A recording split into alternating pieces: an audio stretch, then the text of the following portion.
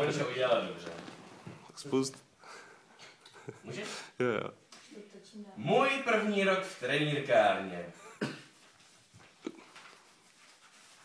Můžu zvonit. No tak ty vole. Rok zpátky, to byl jsem ještě v kole, kde se mi to začalo zajídat. A tak mi Ruslan povídá, jestli mě pálí dobré bydlo, měl by pro mě nové sídlo. Papé, pojď makat k nám. Jedno místo zrovna mám.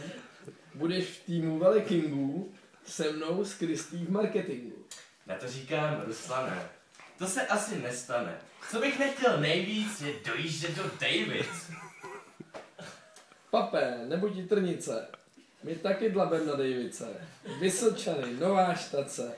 Budeš to mít skok do práce. Přišel jsem na pohovor. Tam Ruslan, Áda, nový vzor. Řekl mi hned dobrý den. Kdo nepracuje, půjde ven.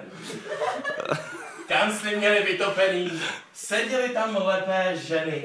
Telefonát hned ten den, bereme tě.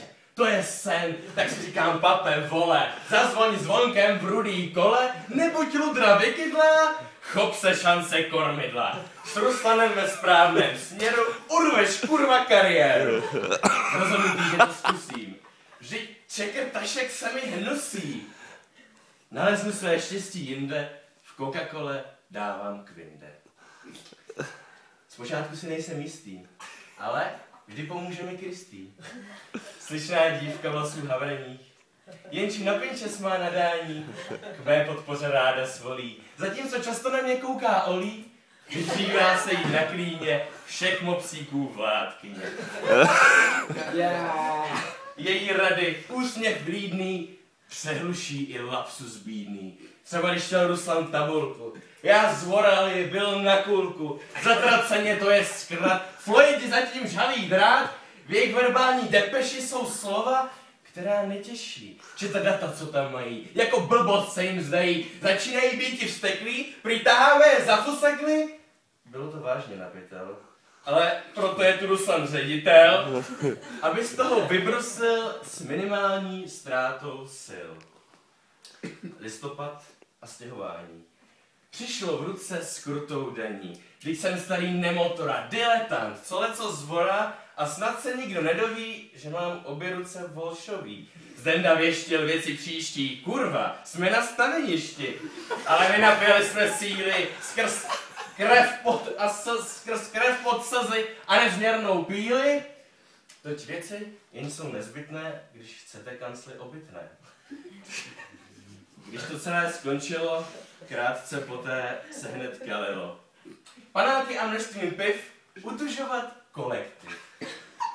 Hned první naše párty mi věru zlé rozdala karty. Místo, abych drahnou dobu oblažoval nějakou robu, s mírou tango jazykové, bylo pro mě v skutku nové. I ten svůdník se pak zaklínal, že políbil papina. Když měl vlastně dobu celou, říct si Martě, že tak skvělou ženu bych chtěl blíže znát a jako muži milovat. Jenže šerm jazyků se mnou přihodil mu dobu temnou, kde svíce lásky zhasíná, když míra líbá papina. Ačkoliv jsem byl zde nový, jako strojek hodinový, pracovali všechny špíny, žádný z nás nebyl líný. Ziky měl na krámě 8 lidí. Zdenda palil do nevidím, a tak jsme bez karambolů zvládli všichni hezky spolu s Ruslanem Ádou do noci ty skurvený Vánoce.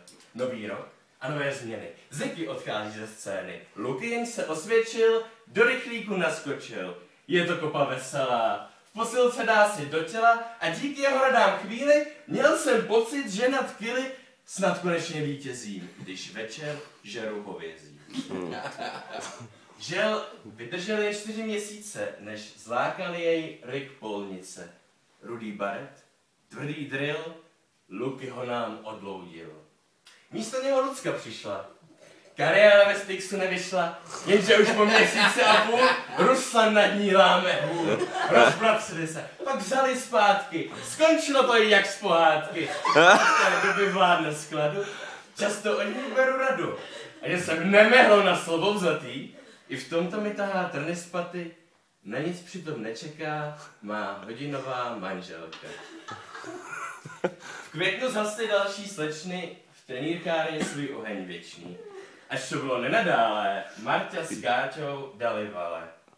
Ale místo Káti Šárku máme. A s ní si věru nezoufáme. Kolik vtipů, kolik srandy vyslechl jsem od Rošťandy. Kuchyni řádně zvelebila, naši lenost napravila, kolem ní se pořád něco děje. Nejraději se celý den jen směje, ale umí se ji občas mračit.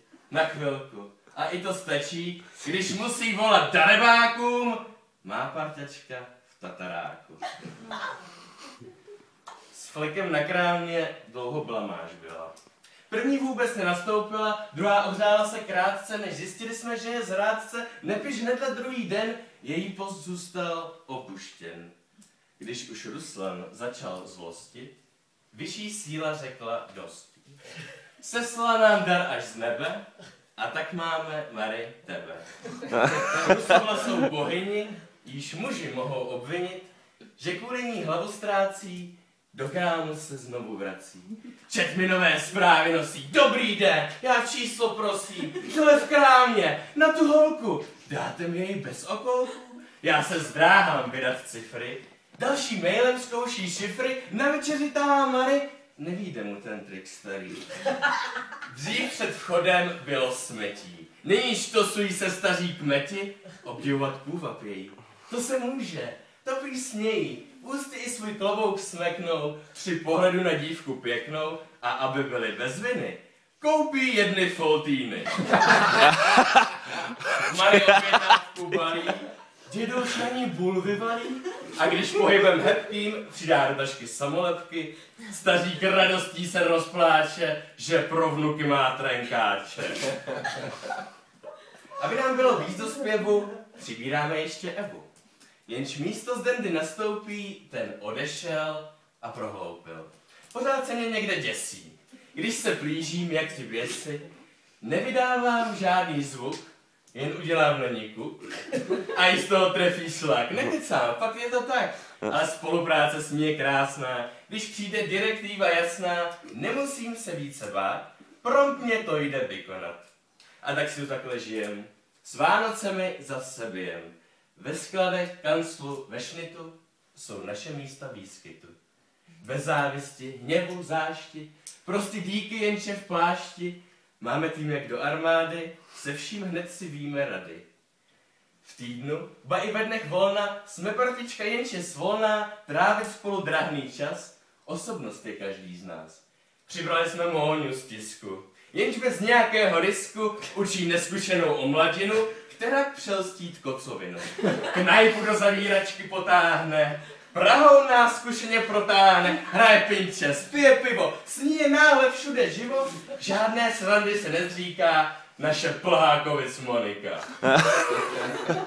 Díky kamarádi milí, že jste mě v tu dlouhou chvíli při mém monologu unilém neprokleli za vile. Snad vám víčka nepadala, snad vás báseně rozesmála a vzpomeňte, že jsou i tací, jenž nenajdou inspiraci v nikom za svůj život celý. Já našel ve vás. Dík, jste skvělí.